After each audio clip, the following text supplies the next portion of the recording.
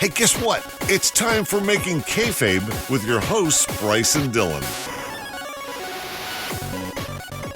Hello, everybody. Welcome back to another new episode of Joey Janela's least favorite internet podcast. It's Making Kayfabe. Your boys, Bryce and Dylan. That's us. Bryce, how would you describe our fans? Our fans, to be honest, and I don't know where I got the influence for saying this, but our fans are the absolute bottom of the barrel mainstream geek wrestling fans. Now, you know what, Bryce? I feel like that's a little hard on our fans, and I feel like anybody who would say that or who would write that in a tweet of some kind, just a very unkind individual who doesn't really appreciate the beauty of life itself. Not at all. It's somebody who would go about maybe searching their own name on Twitter, just in case someone's made a poll comparing them to The Miz. But Bryce, where could we find such a poll? At Making Kayfabe on Twitter. Boy, we are good. Anyway, hello everybody. Welcome to the show. Make sure you check out our Twitter page, of course, because there's all sorts of polls that get everybody talking. Apparently, a lot of people are talking about our amazing polls and our other content. It's all available on Twitter. So make sure to check us out. A little plug right at the beginning to get that out of the way. And yes, welcome to the show. We're going to be discussing pro wrestling. We're going to go back and look at some of the old angles of wrestlers that really didn't captivate the way they should have. And we're going to rewrite that stuff and make it a little bit better. Isn't that right? That's exactly what we do. We take wrestling's biggest missed opportunities and worst storylines and try to make them better. And I'm very excited for the one you've got today, Dylan. I'm very excited for this one. Cool. Me too. I just want to make everything clear that last week, my last episode was on the Retribution angle. Yes. That happened in the WWE recently.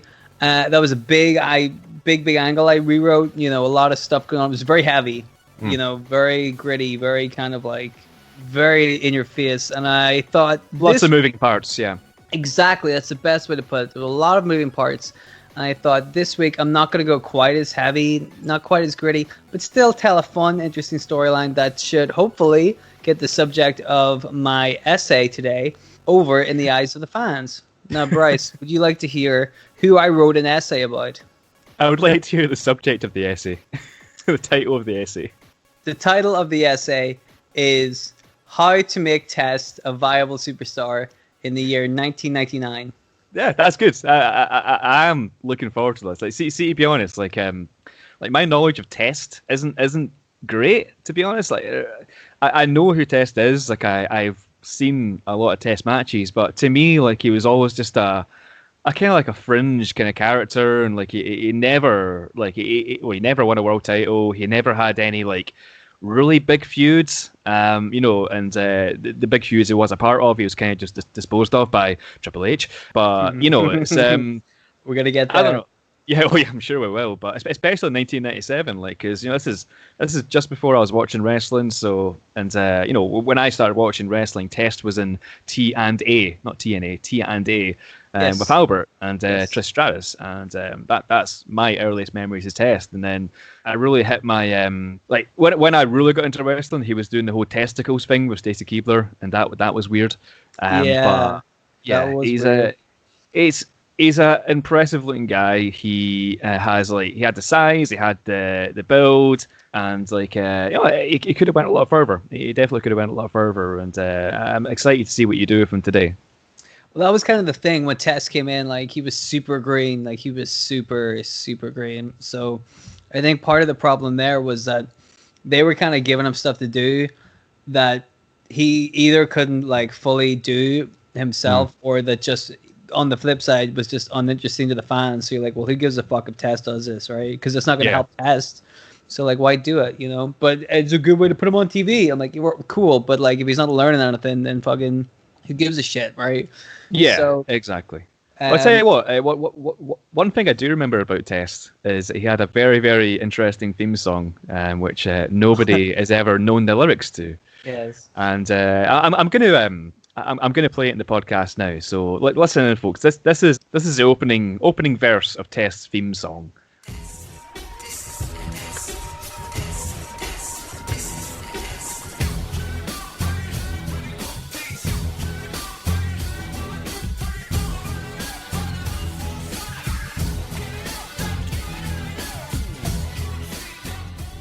So that was Test's theme song from his early days in 1999, which Dylan is going to be covering today. And like we've had a bash coming up with lyrics for this. And but Dylan, I'm going to let you go first. I'm a gentleman, but like what is your interpretation of the lyrics to Test's theme song? Okay, first of all, I'm not going to sing it because I'm a very bad singer. As you know, I have serenaded you. I have serenaded you by moonlight millions of time, and you're just not into it. And it must be simply because I'm not a good singer. Excellent bass player, but yeah, the vocals would work. Yeah. Gotta say, even the bass player is questionable at best. I think if you look at some of the people I've worked with, they'll be like, I don't know if you could say he played the bass, you know? Yeah, he had a bass. He has a bass. All right, so it starts off, the guy says, test, this is a test. Okay. I'm confident that bit's correct. That is, that matches my notes as well. Yeah. Okay, so then it gets a little bit more muddy. So I have him like, come on and go and bring it on your knees. Everybody's got the cool breeze. I think there's an extra word in there that needs to go in there, so I'm not confident about that second line. You know, a cool breeze like that. And then, right, and then it's like Carl Jenkins going with the flow now. Bring it on, and heaven doesn't know now. It sounds like a Red Hot Chili Peppers song, but yeah. Like that's how I think it goes. Do you know what? It actually does sound like a Red Chili Peppers song. Like, I could imagine Anthony Kiedis singing that. It sounds a little bit like "Give It Away." It actually does. Oh my god! Right, do you want to know what I've got? What I've written down? Yeah. So I like I said, I got at the start exactly the same as you. Test. This is a test. So that bit has to be the words. Gotta be. But then I wrote down. So give him up. Give me all your cupcakes. Give him up. Give me all your boat freaks. Yeah. Boom! I've had enough, and I want the full slice. Give it up now. Give me all your dough. I mean, dough doesn't rhyme with slice, though. I mean, but. He's not rhyming though. He just say give it up now, give it up dough. Right. It's not a song really. Yeah. It's not even like technically vocals because like no one knows what they are. Like, is there? This is something I haven't actually looked at. But is there a lyric to Test theme song? Let's have a look. So Bryce, I hear you find the lyrics to the theme tune. I have actually found the actual lyrics to the Test theme song in that brief intermission there. So I think so. This is from letssingit.com. But so test. This is a test, and so we got that bit right. That right. So well done us. But then it's officially here we go. Bring your name. We can hold peace. Here we go. Bring your name on the go. Freaking pull the line up and go. For the high school sock hop, give it up, 'cause you and I know. I think you were closer. I was closer than the actual lyrics. Yeah, I don't think those are the correct lyrics. I disagree. Freaking pull the line and go for the high school sock hop. What's that? Are you sure they didn't talk about Carl Jenkins? Because that's I think it is mentioned somewhere. Maybe these are the alternative lyrics. Yeah, but, always trying to rub Carl Jenkins out of history. This is bullshit. Poor Carl, honestly. So now that we've got that conundrum out of the way, should we go into some history for Test? Let me tell you a little bit about Test. Test got his start in wrestling after he met Bret Hart at a restaurant. Can you believe that? I don't believe that. That's true. Yeah. Well, he's Canadian, isn't he? Yeah. It's from Wikipedia, so you take that with a pinch of salt. That's what Wikipedia told me. By the way, I actually wrote that into my notes. So I'm like, are you sure that's what happened? Well, that's from Wikipedia. Do you know that's weird? I read the same thing on Wikipedia about Viscera, and like it's he met Bret Hart in a restaurant, and then that's why he became a wrestler. So, why? Hey, it's as good enough a reason as any. That's why I became a wrestler. Well, yeah, it's why it's why Bret Hart became a wrestler. He met himself. Are you me from the future? He's like, yes, I'm Bret Hart, and I'm going to teach you how to wrestle. He's like, how does that work? It's a paradox. I taught myself how to wrestle. Watch out for the screw job. Like, what? Watch out for the what? The moo job? What do you mean? And he like disappears into like the future again. Yeah, he's like, what do you mean? Do you say don't be friends with Shawn Michaels or be friends with Shawn Michaels? Oh God, I'll never know. Whatever you do, trust Vince McMahon. Yes. Do you say go to WCW or don't go to WCW? Get kicked in the head by Goldberg or don't kick? All right.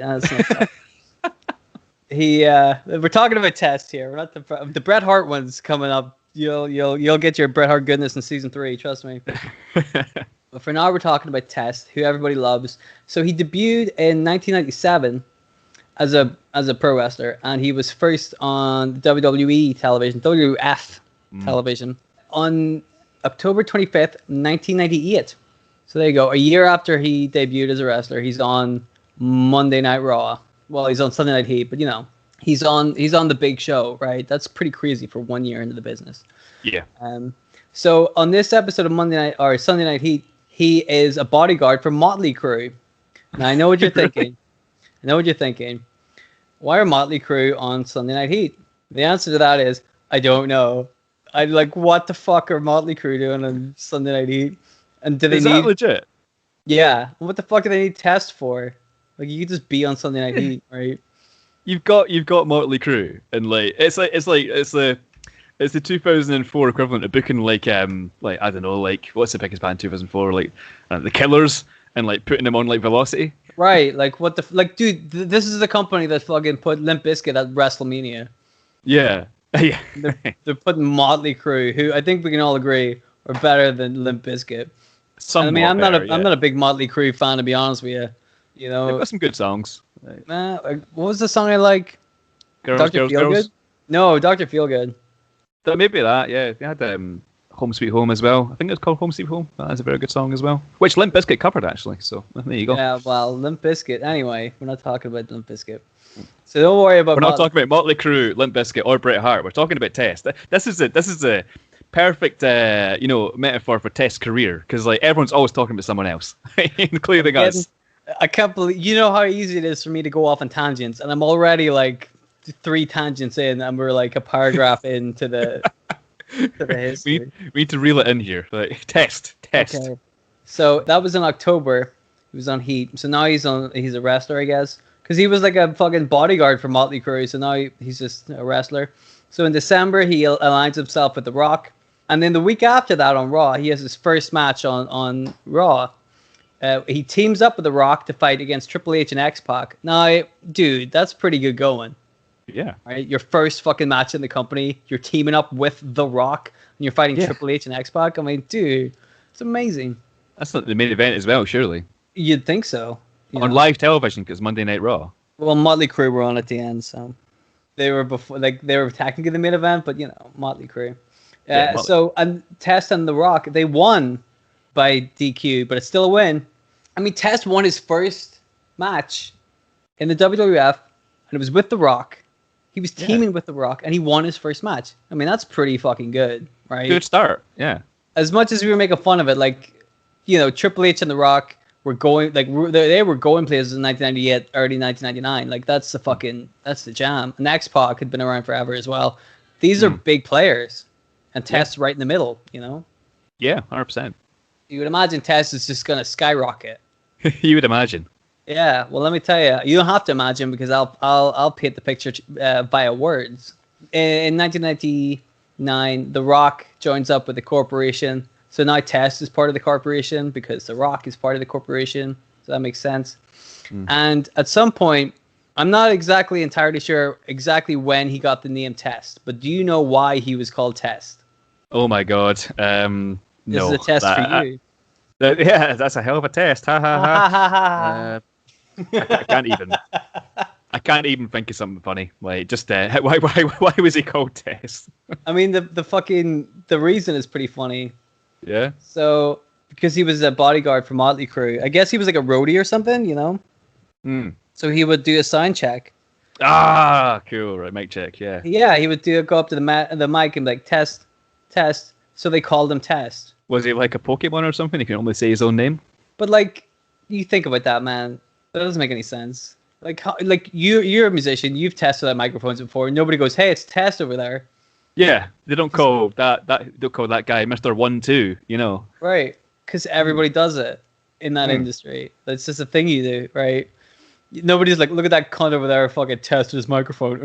We should call him Test." Like, that's why they call him Test, because he tests microphones. Something that he would never, ever, ever do in the rest of his wrestling career. Yeah. Also, he's a bodyguard. He's not even a roadie or anything. Right. Yeah. What the fuck is any of this? So already we're like, all right, this is a great, typically great start. You know? So that's why he's called Test. You know, when you think about it, one of the worst names. Like, some people get some pretty bad names these days, but being called Test because you tested out a microphone like twice early in your career. Remember, it's like, unfortunate. there was like a food fight one time on Thanksgiving where like somebody hit Kevin Owens in the face with a pie. What if after that Kevin Owens was just called Pie Face? Pie guy. Yeah, because I remember that one time you get hit with a pie. Like, that's not gonna doesn't work. You couldn't see a world heavyweight champion called Pie Guy. No. Doesn't make any sense. But you know what? See, to be fair, like, I could imagine a world champion Test, because like it's the biggest test. You know, you're going up against the world champion who is a test. You know, that kind of thing. Right. That makes sense. But if you're going up against the world champion who before the match is like, let me just test out the audio. He's on like commentary. Yeah, he's like, JR, your headset working? Let me just give me a little 1-2. Okay, good. That's fine. We can do the match now. Yeah. You know, that doesn't make any sense, right? So that's silliness anyway. Yeah. So Test kind of was around. He's part of the corporation, but who gives a fuck, you know? So he's part of the corporation with The Rock, and this would have been like maybe like March, January, February. Yeah, kind of beginning of 1999, right? So he's in the corporation. So that, of course, you know, he had a match with The Rock against Triple H and X-Pac in his debut match. You could probably guess what he was doing at WrestleMania. That's right. He had a tag team title shot with D'Lo Brown against Owen Hart and Jeff Jarrett, who were the tag team champions. No, WrestleMania? Yeah, WrestleMania 99. I've seen this match. It's not good. I don't think I have. Like, I can't imagine it being. I love Owen Hart. I think D'Lo Brown is great. Jeff Jarrett's a solid worker. Test, you know, infancy in his career, but still around some good guys. That was not a good match. So there you go. But like, why is D'Lo Brown? What? Where'd D'Lo Brown come? Oh, D'Lo Brown does. He sings his own theme song, right? And like to record your own theme song, surely you have to get someone in to test the microphone before you sing it. So are we gonna do D'Lo Brown's music next? Yep. I love D'Lo Brown. I might do him next. So then, another excuse to do his music. He's a good one for Making Kayfabe. Yeah. D'Lo Brown was really good. Anyway, Test. All right. So later on, well, he wasn't finished at WrestleMania. He lost a match against Owen Hart and Jeff Jarrett. Then later on that night, he helped Shane McMahon retain the European Championship over X-Pac. But I should clarify that at this point, neither Shane McMahon nor D'Lo Brown were in the corporation. Okay. Shane McMahon would later go on to join the corporation, and then kind of like fired a lot of people and brought in his own boys, including the Mean Street Posse. Test wasn't a big fan of this, so he left shortly after Test left shortly after Shane McMahon became the leader, despite having just helped him win the European Championship. And then Test went and joined the Union, which is a group that definitely wouldn't exist these days. And then the Union split up as well. So that's the end of that. So now we're already in the middle of 1999. And it's not been good so far. So this is where Test starts to have an on-screen relationship with Stephanie McMahon. Oh. So this leads to a match between Shane McMahon and Test at SummerSlam 1999, where if Shane McMahon loses to Test, he will acknowledge their love, something, yada yada. Not, you know, what the fuck? Yeah, right. Come on, like Shane McMahon wins or keeps the European Championship at WrestleMania, and then at SummerSlam fights against Test. Like, he's getting a lot of marquee matches, this guy. Yeah. Just saying. So Test wins that match despite interference from the three greatest wrestlers of all time, the Mean Street Posse. So that means that Shane McMahon must give his blessing to Test and Stephanie in their relations. Now, an interesting thing to note is that at some point, the British Bulldog hits Stephanie McMahon with a trash can, and that gives her amnesia. Right? It's very important to remember that she's going to have amnesia coming up to a couple of things later on that I feel like you know exactly where we're going. Yeah. But so she has amnesia, so that will explain some things. Also, it should be noted that this was in 1999. By 1999, how many other people have been hit in the head with a trash can? Yeah, I mean, you look at the hardcore title. It's Right. quite a few. Steve Blackman's cutting about. How many of them got amnesia? 6. Oh, 6. Yeah. I don't know. 6. Good as number as any, right? Anyway, Stephanie McMahon has amnesia, or does she? We don't know. She forgot. Thank you. So Tess and Stephanie are getting along really well, although Stephanie has amnesia sometimes. So they decide to have a wedding.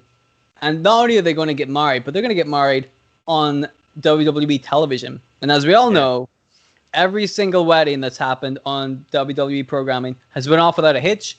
It's went very well, yeah. No problem. Billy and Chuck are still married to this day. Yeah.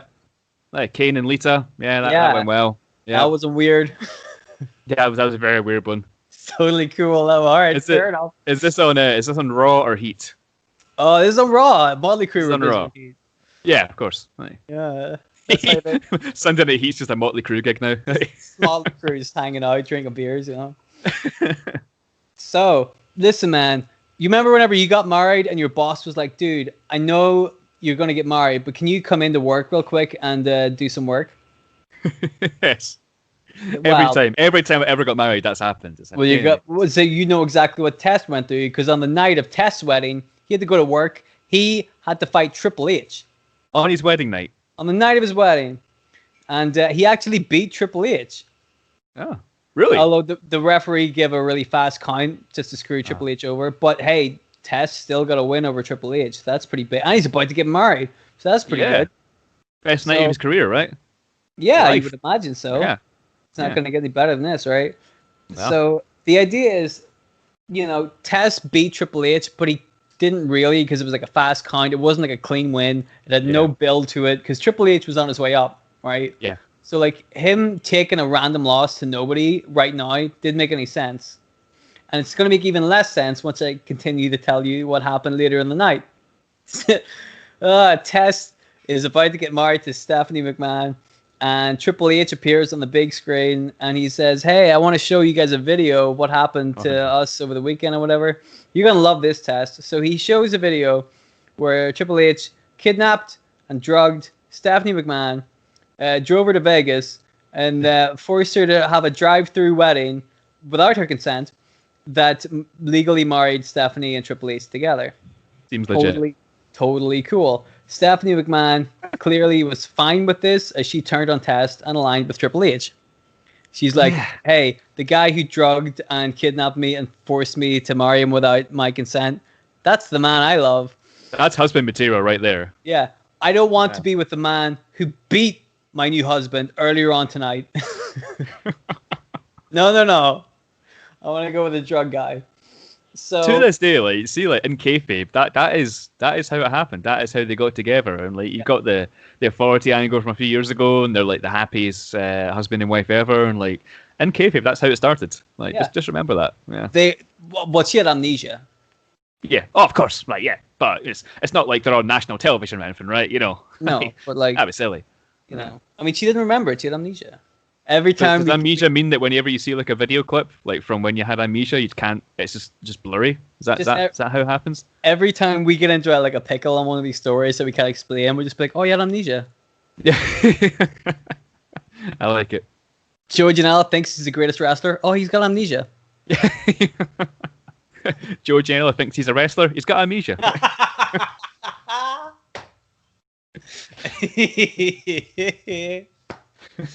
Oh, I love this. All right, back to Test. So this move, as you would imagine, even though it didn't really make any sense, it did wonders for Stephanie McMahon, who got a real opportunity to show off her heel work, which legitimately was very good. And Triple H, who, in storyline could use his marriage to Stephanie, the boss's daughter, as a way to kind of maneuver himself into a better position in the company.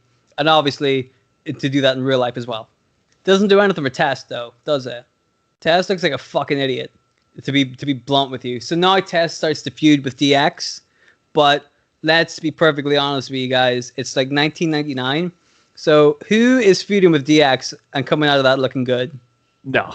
You know what I mean? Yeah, exactly. Yeah. I mean, I remember this wedding angle would have happened in like August or like September. So we're coming close to like a year of Test having debuted. And so far, the best thing he's done is win a match with The Rock. Now we're going on to the year 2000. January 17th, 2000. Test beats the Big Boss Man for the most prestigious championship of all time, Hardcore Championship. Yay. He lost it on February 24th, so he had it for just over a month. That's a long reign for the Hardcore title. Right, that sounds impressive, doesn't it? Yeah. Well, he lost it to Crash Holly, a man literally half Test size. Test's a big dude. But he weighs more. He's 400 pounds, right, Crash Holly? That is true, but I mean like height-wise. Yeah. Because like, you know, it would just been hard for Crash to be able to lift Test up because it was low center of gravity. You know how it is. So after that, we get to the famous point where he formed a team with Albert called T and A. Which stood for Test and Albert. Very clever. Didn't go anywhere. And that was pretty much his year 2000. I mean, that's the highlight. He was the hardcore champion, formed a team with Albert. And then 2001, January 2001, about a year later, after he won his first championship, he won another championship. Intercontinental? He won the European Championship from everybody's favorite wrestler, and that's not sarcasm, William Regal. Ah, our boy. Love William Regal. What a man. And then he held the belt from January till WrestleMania when he lost the European Championship to Eddie Guerrero, another fan favorite. Everybody loves Eddie Guerrero as well. So here's Test working with Eddie Guerrero and William Regal. Good news, right? Yeah. Gotta be good. Things are looking up for Test. Hooray. So you would think taking the belt off Test at WrestleMania, something good's going to happen, right? You know what I mean? Must be moving up in the world. Here we go. So, yeah, well, in April, Test, so literally a year since he beat Triple H-ish, Test scored another win over Triple H, this time via disqualification after Triple H hit him with a chair and then put him through a table. So bear that in mind, all right? This man drugged your fiancée, forced her to marry him instead. And then he got so annoyed at you that he hit you with a chair, put you through a table. What? Where is any kind of continuity here? Like you'd want Test and Triple H to be enemies for life, surely. But now, technically, you could say Triple H has lost the Test twice. Test has 2 wins over Triple H. Yeah. Who gives a fuck? Because they're never going to talk about it again. Yeah. At some point, Test won and lost the Hardcore Championship again, but like, who fucking cares? The Invasion, in my opinion, was probably the best time Test has ever had. Test did a really good job with the Invasion. So what happened was his loyalties were put to the test during the Invasion because Stephanie McMahon was running the Invasion on the WCW side. And we've been over the relationship that Test and Stephanie have. It's obviously not good, right? So, of course, some people said, hey, Test and Stephanie used to be close. Test must be the mole in the WWE because Test and Stephanie used to be engaged 2 years ago. That was, okay. Like, can you imagine if all of that shit had happened to you and then your fiance, who is now married to somebody else, creates a position in your company that could literally destroy the company you work for. So now you're like, this again? Why will she not leave me alone? And then one of your coworkers turns to you and says, you still hanging out with her? You're going to be like, leave me alone. What the fuck is wrong with you people? Yeah. So the Test's loyalties are questioned. The APA beat him up because they think he's the mole. It turns out he wasn't the mole, but to really stick it to the WWE, he joins the Alliance anyway. So he may as well have been the mole because he's still part of the Alliance. Not smart. But anyway, disregard that. So after this, he started like doing pretty well. He was getting pushed pretty well. He beat Chris Jericho, which is impressive. And this is 5 months before Chris Jericho went to beat Steve Austin and The Rock in one night. You know what I mean? This is in like the middle of 2001. Test beats Chris Jericho, which is impressive. He beats Kane. Him and Booker T beat Kane and The Undertaker to win the WCW Tag Team Championships. Pretty impressive, although they lost him to the Hardy Boys soon after. Then he beat The Rock. Well, him and Booker T beat The Rock and Chris Jericho for the WWF Tag Team Championships, only to lose them to the Hardy Boys as well soon after that, for some reason. He beat Edge for the Intercontinental Championship. Pretty impressive. only to lose the belt back to Edge in about 2 weeks in a championship unification match. And on the same night that he lost that belt, he won a immunity battle royale that gave him, if the Alliance lost, Test couldn't get fired. All right, Test can't be fired because he won the battle royale. Can't be fired. I don't want to keep saying that, but just bear that in mind. Can't be fired. Not going to get fired. Test will not be fired. We're almost at the end of the history because that's pretty much it. From here, he kind of floundered back and forth, not doing a whole lot. As you remember, well, he was in the Un-Americans for a bit in 2002. Oh, yeah, with Lance Storm. Yep, Lance Storm, Christian, William Regal, all of whom do really well except for Test. He aligned himself with Stacy Keibler in the hilarious testicle spot. So funny. He cut his hair, so nobody liked him. He had this stupid feud with Scott Steiner in 2003, which apparently led to an angle where him and Steiner became a team. And then Mick Foley, who was like the GM or whatever, fired them both, despite Test having immunity. So then, shortly after that, they were brought back because who fucking cares? And that was pretty much it. He left again, and he was away from 2005, I think, and then came back in 2006 to be part of ECW. And he was released again, once again, despite having immunity. And he was in TNA, like, briefly, and unfortunately, Test passed away in 2009. Yeah. What was that? Yeah, I do remember him in TNA. Like he was a Punisher or something in TNA, and like he came out and he's like a proper like I think he won the OSW review Roydie Magoo award, which means he's just like packing on the steroids, basically, like, you know, eating them like Smarties. But yeah, they are delicious. Steroids, yeah, they are great. They're so tasty. Yeah, they shouldn't have made flute flavored ones. That's silly, like Skittles. Yeah. But yeah, your point basically for this whole thing is the Test wasn't used very well at all, and like he barely had a chance to kind of get himself over and stuff. So it's a shame. It is a shame. Well, I thought he did pretty well in the Invasion, but like really, here's a guy who they brought up too quickly and they didn't use him right. Like they didn't like if you look at what I talked about in 1999. You know, he went from teaming with The Rock to being in the corporation to teaming with D'Lo Brown and helping, like, being with Shane McMahon, then being against Shane McMahon, and then being with Stephanie, and then losing Stephanie, having a fight with Triple H, but really fighting with DX, and just, like, none of it led to anything, you know? So I'm going to try, if you will permit me, I will try to make a storyline that I think gives Test a better opening kind of salvo in his career. Okay. So is this from his 1999? Yes. So in real life, they started him off in late 1998. But right. I would rather have him come in 1999, give him a couple more months down in developmental, you know, work on some more things, you know. Yeah. There's no rush to bring him up. And what we're going to do is we're going to have him as a bodyguard. Because I like that idea. He looks big. He looks like a bouncer. He looks like a big, tough dude, right? But he doesn't look like... You know, like The Rock and Triple H right there killing it on the microphone, right? Test doesn't look like that guy. Test just looks like a big bruiser, right? Yeah. Big, tough old fucking guy. So that's... Kind of like Wardlow for modern day comparisons. Exactly. Or if you wanted to, kind of like Diesel with Shawn Michaels. Yeah, yeah. That's an old school one. See, we get them, we hit them all. Yeah, all bases. bases. We know everything about wrestling. We know everything about wrestling. So... 1999, beginning of 1999, The Rock is feuding with Mankind. He's just come out of Survivor Series 98. Him and Mankind are trading the title back and forth. You remember what Royal Rumble in 1999 was like? Yes. We came to The Rock and Mankind.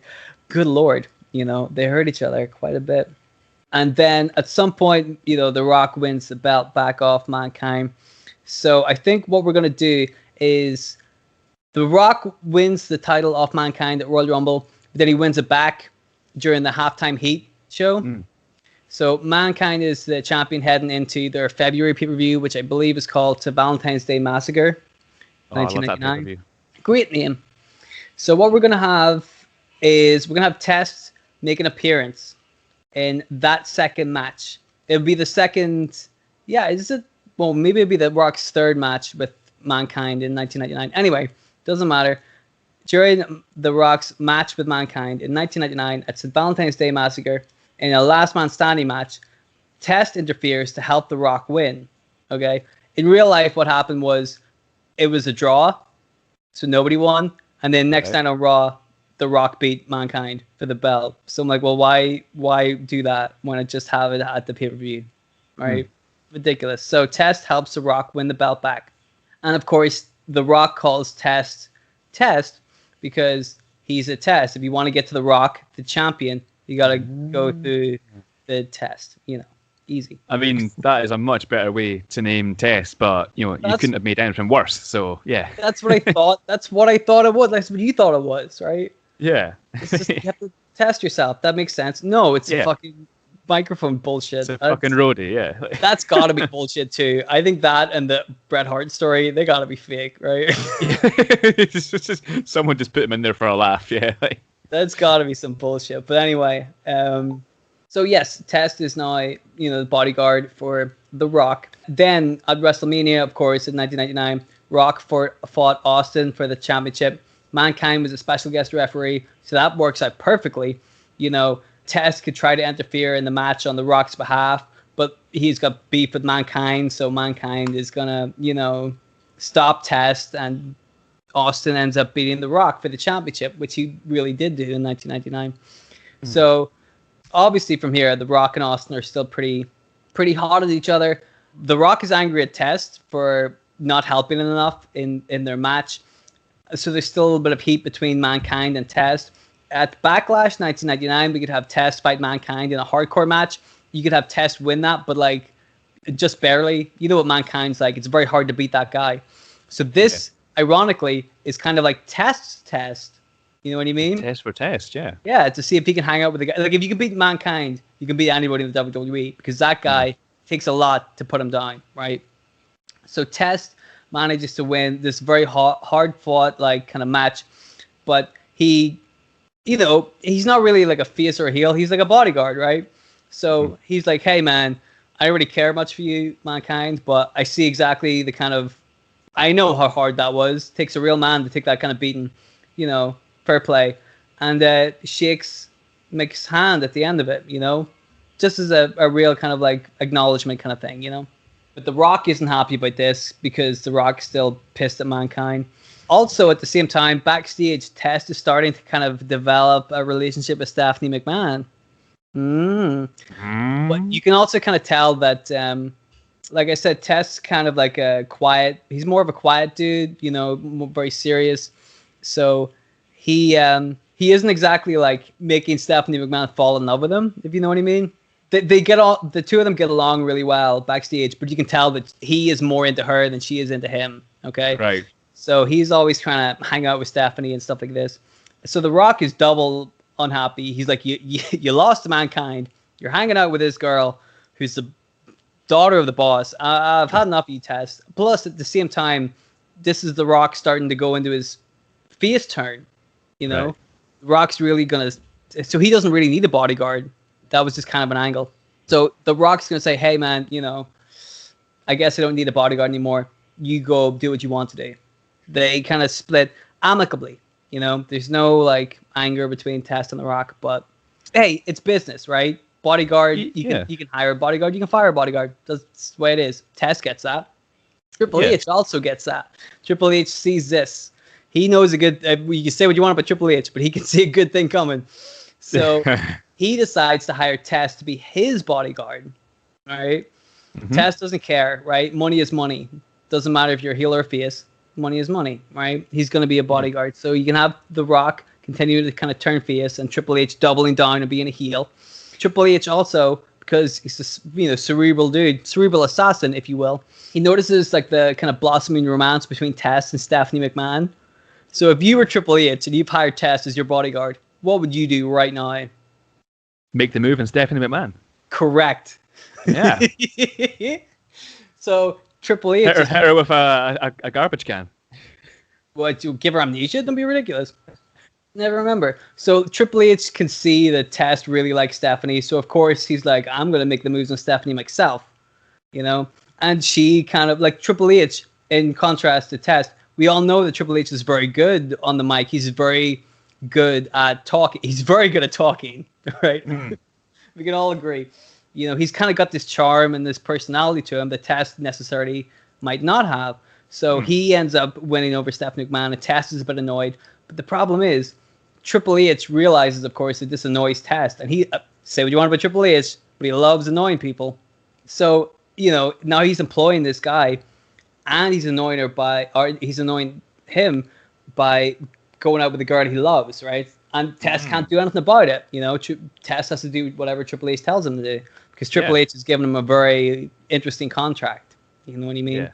Triple H is his boss, so you can't do anything to your boss, Exactly. Well, really, you would think as a bodyguard, he just has to guard Triple H's body, right? But Triple H, of course, being a very savvy man, has written a couple of other things into the contract, so Test ends up being kind of like a little bit more than a bodyguard. He's like, can you go and get me this and go get me that? Or right. But sometimes he's like, stand guard in front of my locker room door while me and Stephanie go inside. You know what I'm talking about? Raise his eyebrows.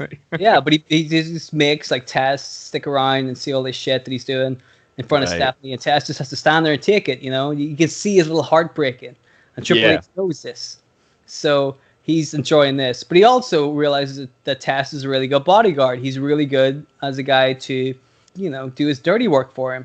Yeah. So he's having a great time. Test knows that a job's a job. It's really annoying, but sometimes you have to deal with some real assholes. He used to work for bands like Motley Crue and shit. Some of them are assholes, right? I don't know if Motley Crue are, but you know what I mean? Like fucking sometimes if you're a roadie, you got to deal with some assholes. Same gig right here. No difference. So he shrugs it off. Plus Triple H has loads of money, so that's fair enough. At the moment, Steve Austin is the WWE champion. Triple H wants a piece of it, but at the moment, Austin's kind of busy with The Undertaker. The Rock also wants a piece of Austin. So Triple H says, all right, here's what we're going to do.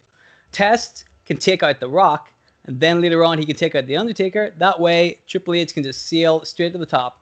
Doesn't have to worry about any of those two guys. Easy. And then he can keep focusing, hanging out with Stephanie and annoying Test. But The Rock, of course, isn't intimidated by the idea of Test muscling in to his business because he used to work with Test. So on an episode of Raw, Rock comes out and just kind of runs down Test on the mic, as you would imagine he would, the way The Rock would, just to get himself over. And kind of, calls him a Rudy Poo. Oh, no. Example. Calls him a jabroni. Oh, no. Oh, God, you should have heard the stuff he was saying. It was ridiculous. Good Lord. So, Test in kind of response is typically quite blunt and to the point. He's just like, listen, man, I ain't afraid of you. You're not afraid of me. Why don't we have a match? Right? Simple. And again, establishing that Test isn't like, he's not a wordsmith. He's just a simple bodyguard. It's like, let's just fight, Yeah. So let's have a fight at the next pay-per-view, which is called Over the Edge, 1999. And then The Rock's like, all right, how about we sweeten the deal? You and me have a match, and then whoever wins is the new number one contender to Steve Austin's championship. Doesn't that sound fair? Test says that does sound fair. Let's do it. Obviously, backstage, Triple H, not happy about this whatsoever, since the plan was supposed to be Test takes out The Rock and then takes out The Undertaker. The plan was not for Test to insert himself into the title scene, because if Test's in the title scene, Triple H isn't. That's not the way to go. That's not the way to do it at all. It's ridiculous. So he has some words with Test afterwards. He says that it's like Test is overstepping the boundaries, taking a few too many liberties. It's all fun and games whenever Triple H is making fun of Test. But if Test is trying to have a go at Triple H, that's not fair. Triple H needs to be involved. He needs to look after his own brand. And so he says, don't mess with my ship. You're the bodyguard. I'm the real man here. I'm going to pull some strings. I'm going to fix this. I'm going to fix your mistake. All right. So, of course, Triple H is friendly with Stephanie McMahon, finds a way to pull some strings. He gets the match changed to Triple H versus The Rock. Number one contendership match. Triple H, of course, is very, very pleased with himself, telling Test to make sure to accompany him to ringside and help him win this match later on that night, because, that's the way he does it. So Test reveals, at some point, that, yes, Triple H is very friendly with Stephanie McMahon, but also Test is still friendly with Stephanie McMahon too. They're still friends. So it turns out that Test can also pull some strings, and it's now a triple threat match. Oh. With Test involved, the winner becomes the number one contender. So now Triple H is pissed. He's like, now I gotta look after two fucking people? This isn't fair. The Rock doesn't mind. He's like, this is all right. But Triple H is pissed. He's like, all right, if this is what I gotta do to be number one contender, I suppose I'll go for it. But he says he's gonna dock Test's pay and he expects Test to do the favors in the match. Right. If you know what I mean. It means he wants him to lie down. It's a little lingo for you guys. Anyway, Over the Edge 1999 happens. We got our triple threat: The Rock, Triple H, and Test. Triple H demands the Test lay down for him, and they can end the match immediately. But of course, The Rock is like, "Dude, I'm here too," and he like just starts attacking Triple H. So now we have this very strange triple threat match where Test wants to beat up Triple H, but you know he also has a job to do.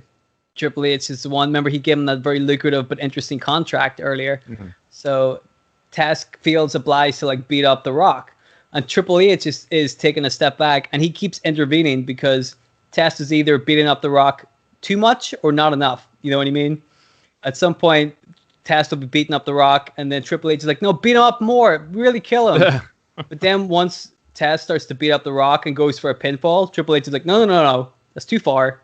I get the pinfall. You do the work. You beat him up. I'll get the pinfall." So at the end of this, of course, it keeps going on. Test and Triple H start coming to, they start having words. They start like going after each other, beating the hell out of each other. And then The Rock takes advantage of this little skirmish between the two of them. He manages to win. He beats Test, but it's because Test and Triple H were, having a little feud at the time. The Rock takes advantage of it. The Rock is now a new number one contender. Next night on Raw, Triple H not happy. So he comes out and he runs down Test, talks about how useless he is as a bodyguard, about how The Rock cut Test out of his life. Now Triple H is going to have to cut him out of his life too, because now The Rock's the number one contender. What's Triple H got? Nothing, except a smaller bank account, So maybe Test should just fire Test as well. Wouldn't that be humiliating? Or maybe it's more humiliating for Test if Triple H keeps him around so that Test can see the one he loves hanging out with Triple H. You know what I'm saying? He's really, Triple H is really needling Test, and Test is super pissed. He's about to fucking beat the hell out of him. But Triple H reminds him that Test can't do anything about it because Triple H is the one that employed Test as a bodyguard. He's supposed to guard Triple H, not attack him. And if anything, Test is in serious breach of contract by fighting him during that triple threat match. So Triple H is going to have to dock him some pay for that. So it feels right now that Triple H has played this game pretty well. All the cards are in his favor. Test he's got nothing. Doesn't know what to do. Doesn't know what to say. So he's really kind of dejected and humiliated that Triple H really made a dick out of him on TV. So he's kind of backstage when he finds The Rock. And The Rock tells him, "Listen, man, are you kidding me? I've been here for a couple of years. This is exactly what DX used to do to me as well. They used to just come out and make fun of me on live TV. And what did I do about it? I did something about it. I didn't just sit here and take it, right? Wrestling's a tough gig, but so is bodyguarding. You know what I mean? You gotta if you want to succeed at it, you gotta get down and dirty, and you gotta figure some stuff out." So Rocky tells Triple H that Rock tells Test that Triple H did the same kind of stuff to him, and The Rock learned how to deal with Triple H. That's all you gotta do. You gotta learn how to deal with Triple H. So during 1999, DX were kind of starting to fall apart. So like X-Pac was in a tag team with Kane. Billy Gunn had won the King of the Ring, or was going to win the King of the Ring, and was going to try to have like a solo career and stuff like this. So Test realizes that the reason he is a bodyguard for Triple H is because Triple H always likes having people around him. Yeah. Triple H always has a group behind him. DX or Evolution or the Authority or whoever the fuck. There's always people around Triple H. Shawn Michaels, China, always. So now DX is starting to fall apart. Triple H is obviously trying to keep people around him. He's still trying to keep a clique going, even if he has to pay him. But he needs people by his side, So Test's like, all right, this is interesting. So one night, Triple H and Road Dogg, one of the last guys in DX, they're going to have a tag team match. But Test tells Triple H Road Dogg was found backstage, and he was beating the hell up. They had to take him to the hospital. But if Triple H needs a tag partner, Test is available. So during the match, Triple H starts off. He's having a match, goes to tag in Test, but Test hops off the ring apron and walks backstage, leaving Triple H alone in a tag match all by himself. So obviously, 2 against 1, Triple H loses that match. He goes backstage. He's pissed, and he's like, all right, I'm going to fire you this time. I'm really going to do it. Test tells him, go ahead and fire me. What are you going to do? Test can get work with anybody. If you look at the facts, Test has done exactly what he said he would do, which is keep everybody away from Triple H. Now, nobody's around Triple H, which is exactly what Triple H didn't want. So if you look at the record, Test is a great bodyguard. Triple H is all alone. Triple H counters and said he's still pretty close to one person, Stephanie McMahon. No, if you know what I'm saying, he's talking about dicking her. Thanks for the clarification. That was the worst possible way I could have said that.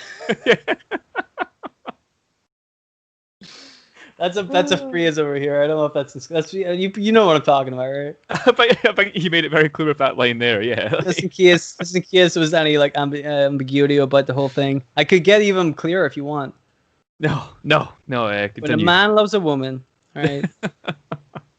So there's beef. He drugs her and takes her to Las Vegas. Fight for marriage. Yeah. Triple H's guide to sex. Just drug him. Marry the boss's daughter. You do what you want. Like this is a very short book. Wrestling is so weird. Anyway, all right. So clearly a lot of animosity has been built up between Triple H and Test. So we're gonna have a match. SummerSlam '99. Instead of Test fighting Shane McMahon for no reason, we're gonna have SummerSlam '99. Triple H versus Test. The score is gonna be settled once and for all. If Triple H wins, he's going to be able to extend Test's contract for the next 10 years. Ooh. He'll be able to do whatever he wants with him.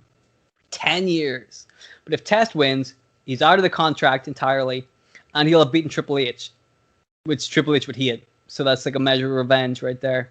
Yeah. Stephanie gets inadvertently brought into the angle because Triple H is always trying to, still get at Test and really annoy him. So he's like, all right, let me sweeten the deal a little bit more. He's so confident that he's going to win that he puts Stephanie McMahon herself on the line. Whoever wins gets to date Stephanie McMahon, which is something Triple H can't technically do, but he did it anyway. SummerSlam 1999, Test versus Triple H. Test, he's a plucky young rookie. Triple H, experienced veteran, because he's been going for quite a while by that point. So Triple H, as a heel, tries everything he can to kind of secure the match in his favor, doing a lot of cheating the way a heel would. But he's also banking on a lot of interference on his behalf because, as I said, Triple H always has people watching him, always has a crew behind him. That's why he's so successful. And so at some point, the Road Dogg does interfere in the match to get revenge on Test because obviously Test was the one to beat him up backstage. But there's also interference by X-Pac and Billy Gunn, who are less happy about Triple H. So this is kind of realistically going to end up having a Triple H-Billy Gunn feud. That's what that's going to lead to. Billy Gunn interferes to help Test in order to get one over Triple H. Then, because if you're going to have Billy Gunn being a single star, right? Fucking do it. Go for it. Have him fight, because it makes sense he would fight Triple H. They were in a group together. And Triple H was a prick. Billy Gunn's trying to be a good guy. Easy. Yeah. Not rocket science. Anyway, Billy Gunn interferes. And needless to say, Test ends up winning the match at SummerSlam, so now he no longer works for Triple H. He can do whatever he wants. Stephanie McMahon comes out to the ring, and Test is super relieved to see her. He's won this hard-fought match. He's finally beaten his villain, Triple H, and he gets to see Stephanie McMahon. Stephanie gets on the mic and tells Test that while she likes him as a friend, she's not really interested in him romantically, right? Ooh. So Triple H, he's got the shit kicked out of him, but he's laughing like an idiot, in the middle of the ring. He looks really fucking smug. Until Stephanie tells Triple H that she doesn't like him either because he's a total asshole who essentially, who essentially put her on the line as a stipulation in the match, which you can't really do that. Yeah. What an asshole thing to do. Yeah. So she's like, I don't like you either. I like Test better than you because you're a dick. So she slaps Triple H in the face. She gives Test a big hug. She walks away and she takes some time off. Because, Stephanie McMahon, God bless her, she's a great heel. But, we'll leave her off TV for now. We don't need to muddy the waters with too many McMahons on TV. Okay? So from here, you can kind of go a lot of different places because now Test has got, a meaningful win over Triple H. And he's got a meaningful win over Mankind. He's got history with The Rock. He's been working with some of the biggest guys in the business. He's getting experience, but he's doing it slowly while also being on TV to absorb this experience. You know what I mean? They're not pushing him straight away. because he's still green, he's still learning, but he's in high profile angles and he's doing pretty well in them. So that's how you build a guy. You know what I mean? This is pretty much the end of the story. I have one more little caveat just for fun that I thought of right at the end. And this is a really good place to go if you wanted to. In the year 2000, and I think maybe late 1999, year 2000, the group known as the APA became a thing. They used to be just the Acolytes, and at some point they became the APA, the Acolyte Protection Agency. And as you know, that's a place where people can pay the APA money for protection. Yeah. Much like a bodyguard. So Test joins up with the APA. The three of them are collectively a little bodyguard thing. So now they can pool their talents, and they make a new stable, because you know I love stables. Yeah. And so like that way you could easily have Test go straight for like the Intercontinental Championship with like these two guys as backup. They could win the tag team titles, for example. You know, Test I think would be a great upper mid carder. You know, so you can have him work with big guys like The Rock and whatever, but then also work with guys like Jericho and Eddie Guerrero and stuff like this. You know, that would be the perfect kind of little angle for it. And I'd like to very quickly wrap things up by saying I would call the stable with APA and Test, I would call it the Test Acolyte Protection Agency Service, or TAPAS for short. TAPAS. Thank you very much. I didn't see that one coming. Yeah, I was so fucking pleased with that bit. There you go. Tapas. All right, you've. I was going to say some things that you totally throw me off of that. You totally the fun little bit at the end. Oh man, that was really good. I really enjoyed the joke and the story. Like that's like. I've written some notes down here just as you were going on, so I don't kind of forget them. But Test, like, having a reason for his name, being Test, more than he's literally a fucking roadie and he done a mic check. That's good because he has a test. He's a final test kind of thing, which is kind of what we originally came up with at the start of the episode. So it's not rocket science, So it's fucking. It's more obvious than the thing they went with. Exactly. So like. But like the Rock split was good. It's amicable, and like obviously like it eventually kind of turned around to make sense. Where the Rock kind of has a word in Test's ear in that, about Triple H, like Test being hired as a bodyguard by Triple H, and then meandering that into the kind of love storyline between Triple H and Test and Stephanie is fucking brilliant. Especially you got like. Triple H treating Test like shit and like rubbing it in his face that he's banging Stephanie, like when Test is clearly interested in her, and like, oh man, that was really good. That's such a Triple H thing to do, isn't it? It really is. I can picture Test getting outside that locker room, and then just like Triple H like having his stupid little smile on his face as he goes into the locker room. Like I could absolutely picture that, and like. Yeah, and like just the triple threat match made sense, and like Test and Triple H are kind of starting to combust there, and like even in that match, Triple H is ordering him around, it just really bigging up that whole thing. He's a fucking dick, and like the end where like Test is just like fucking fire me, I don't care, that's awesome, and like the match as well that they went into where it's the it's Test versus Triple H, and if Test loses, he's with Triple H for 10 years as a bodyguard. That's high stakes, and that's enough, plenty to get someone interested in watching that match, because you want to see how it turns out. And like I was gonna say as well, like I wasn't sure about putting Stephanie in the line. It's very kind of a Attitude Era, and it's probably what would have happened because back then they just fucking hated women. But like, you almost lost me there, but then great reveal at the end where you kind of pulled it back and like, you got Stephanie standing up for herself, like fucking amazing, man. Loved that. That's the bit that I didn't really get about real life Stephanie and Triple H. As we covered, amnesia aside, like she watched a video of her being drugged and literally forced to be married to somebody else, and she was like, "Yep, sounds good to me." Exactly. Makes no sense. Like makes her look an idiot. Yeah. Yeah, in real life, like she probably would have said something. So like in this angle where Triple H put her on the line, it shows that he cared more about himself than her. And she would be like, "Well, I wouldn't stand for this," which she shouldn't do.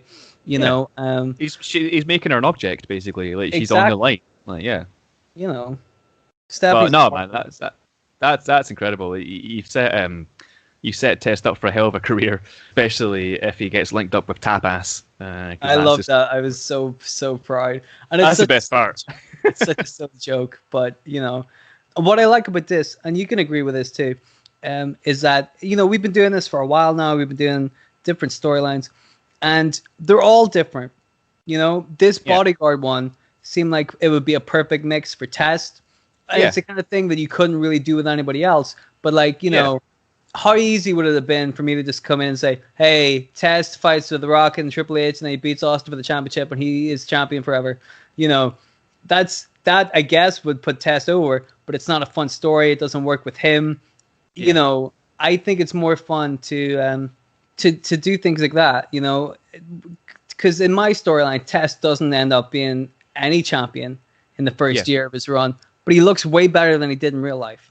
Yeah, exactly. And it's just that kind of thing you need in storylines in general, for not even just for wrestling, but for anything on TV. You need depth and character. Like, you can't just, like you say, Test wins the world championship and that's it. You've got to have things that build up the character. Like, in your story, you built him up as this I don't know if sympathetic is the right word, but he's clearly having his emotions toyed with, and he's just kind of no selling it because like you say, he's dealt with dicks in the past, like Motley Crue and whoever else he's dealt with. But you're getting that kind of like extra layer of his character and making people root for him, and that's what you need. And Test never had that. I mean, as much as I hate to say it, who rooted for Test ever?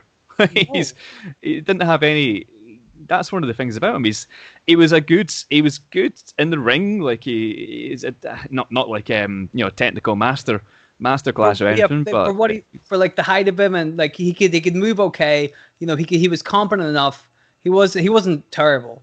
He was a big bruiser. He's just a big bruiser, brawler kind of guy. Yeah. And you need those in the roster as well. So he would have filled that role perfectly, and he could easily pull off a reasonably good match with anyone like Triple H or The Rock or whoever. So yeah, it could have been good, yeah. I think so, and that's all it takes, a little bit of character to understand who you're. Because again, you look at The Rock when he came in, he was just a good guy. That was his gimmick. He was just a nice everyone guy. Hated it. Nobody gave a fuck because who is this guy? We don't want to see him. We don't care. But then once The Rock got some personality, people were like, I fucking love this guy. He's really cool, right? Happens to everybody. You give them a little bit of character, a little bit of personality, they're gonna fall all over it. So that's all. And they didn't do that with Test, because Test just came in and then blah blah blah blah, falls in love with Stephanie, and then gets that whole angle. They didn't build him up to that point, and then they pulled the rug out from under him to make Triple H look good. Fair enough, but they didn't do anything with Test at all. That whole he could have just taken that whole year off and nobody would have noticed. Yeah, you can boil it right down to give them a reason to care about the character, and that is the simplest way of putting it. To this day, in WWE, there's so many wrestlers on the roster that I just do not give a shit about, because it's why should I? What are you doing to make me care for these characters? Oh, you're putting Lana through the announcer's table 10 fucking times. That's great storytelling. It's just Well, to be fair, right? Did you watch Survivor Series? I have watched most of it at this stage. Okay. I didn't really like the whole 9 table angle with Lana. That's stupid. But the bullying angle I get, because I feel like it's going to come around. The angle is going to turn out where Lana stands up to her bullies and she makes a name for herself, and it's very heartwarming. I think that's actually going somewhere. The problem is, I feel like Nia Jax is not the kind of person to do that with, because she's not good at anything. Yeah, pretty much. Yeah, she's not good, right? And Lana is a weird one to use as well, because I'm I don't know if you can get that sympathy out of the audience for Lana. Yeah, given that she's been a heel for so long on TV, you can't really manipulate people's emotions that quickly. If it had been with somebody else, I think it would work a lot better. But for example, to go to your point where people don't care about stuff, right? Remember whenever Jinder Mahal won the championship? Yes. You give a fuck, because who was Jinder Mahal before that? He was just a big roided up dude. He had no character, no personality, nothing. Then he suddenly wins the championship, and then once no explanation between free MB and world champion. Why is he not in free MB anymore? What happened between A and B? And Right. you never find out. And it's just like, oh, now he's a big dude now, and he's a champion. That's it. And he's got two guys that help him out run matches, and it's like, that is literally it. And there's no reason to care about him, and that is a problem with wrestling. And Exactly. WWE even, sorry, because like AEW etc. good storytellers, but WWE just struggle to tell a story these days. And there is exceptions, like Roman Reigns, obviously incredible. Yeah. But, it's just, it's sad to see. And that's exactly, ruin it back to Test, that's exactly what happened with Test. Just Exactly. like, big dude, impressive dude, could have been something, wasn't given a story, like, just thrown into the island of misfit toys like the rest of them, yeah, you know? You can't just solve that problem by, like, making him the champion, because nobody gives a fuck. Like, they need the reason to give a fuck first. Like, exactly. Again, another example. If they give the belt to Steve Austin right off the bat, nobody would give a shit. Yeah, because nobody knew who Steve Austin was. But once they established who he was, people were super excited to see him win the belt. That's the anticipation. That's the hook. That's how you get people interested. You build people properly. You don't just land up and go, here you go, here's a belt, work away, because you're not going to get anywhere. Anyway, exactly. I feel like we're talking about Jinder Mahal too much. Would you like to, instead of that, talk about something fun? Would you mean a kayfabe tombola? Maybe I would, sir. Maybe I would. Well, let me explain it for all the folks who might have been listening to the show for the first time. First of all, thank you. I hope you enjoyed the show. There's still a little bit more to come. What we're going to do is play a wonderful game. I, as the host of today's show, am going to ask Bryce to pick a letter from A to D and a number 1 to 4 that corresponds with a random wrestler and a random scenario. Bryce is going to make his selection, and I will reveal what he has picked, and then he will have 1 minute to make a storyline out of the selected wrestler and the selected scenario. It's a very stressful 1 minute for nobody apart from me. But yeah, if this is your first time listening to this podcast, like you won't know that Dylan usually gives me the worst fucking choices, like fucking Sean Stasiak, like the Mountie, the bloody. Oh my god, what was this? Who did I get last time? Like, what was it? Sean Stasiak. Oh, Sean Stasiak becomes romantically involved with Stephanie McMahon. That's what it was. Topical. Yeah. All right. I have them all written down like a big Google Drive thing, so I can see all the old ones. Yeah. Oh boy, Sean Stasiak, man, what a classic gentleman. That's the worst one yet, I think. But right, all right, give me. Well, until I hear what you got for me this week, but give me this one. Give me 4. 4C. 4C. Oh dear. Oh no. Oh my god, I think I love you. Well, that's unrelated to the podcast. I just really feel like you're just had to get off my chest, really enjoy your presence, So you could have had. Let me run down the wrestlers you could have had. Okay. Right. You could have had Steve Blackman. Oh, I like Steve Blackman. Well, tough. No Steve Blackman for you. You could have had Repo Man. Thank God for that. I don't hear you talking about how much you love the Repo Man. No, I don't. But he steals things. I love Repo Man. He's one of those like silly, early 90s WWF gimmicks. But like he played it so well, you're like, oh, he just loves stealing. You could have had Chris Jericho. Oh, see that would have been a good one. That would have been you're I'm actually a little bit scared now because you're giving me 2 good ones here. Steve Blackman and Chris Jericho, who I haven't got, which means the one I'm going to get is going to be fucking shit. Well, that's a matter of opinion. Who have I got? Melina. Okay. Mm-hmm. Okay. Oh, it's so hard to like stifle laughter because I've seen what the... Well, let me tell you what you could have had when it comes to scenarios. Okay. You could have had... gets in trouble for slapping a guy called Jack in a T-bar.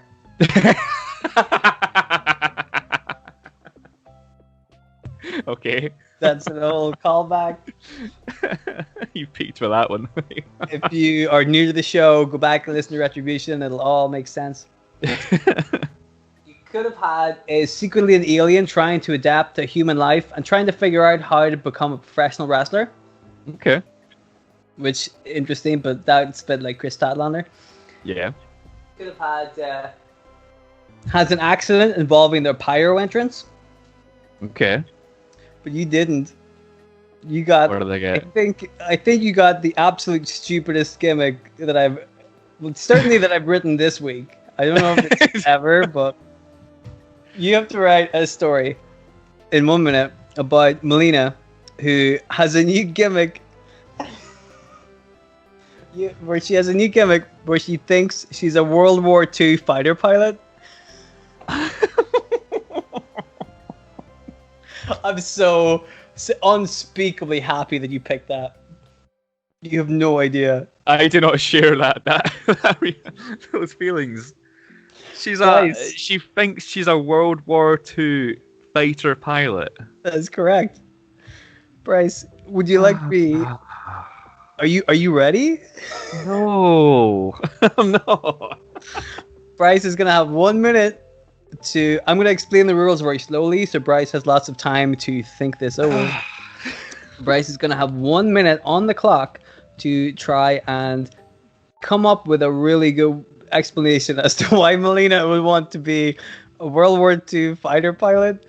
And I have a feeling this is going to be really good. I'm excited. Bryce, are you ready?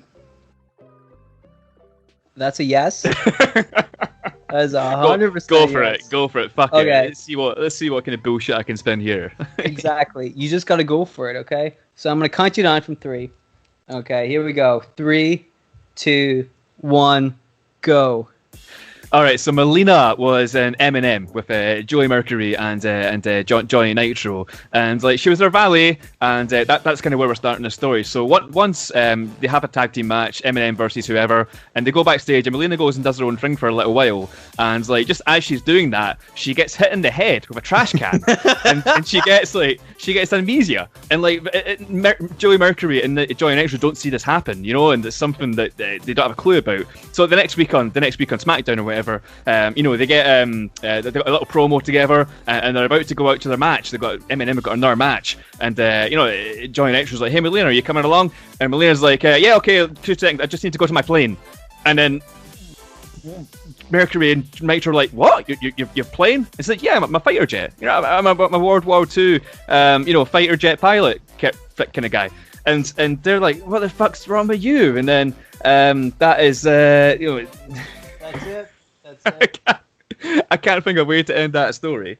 But let me just jump into my jet.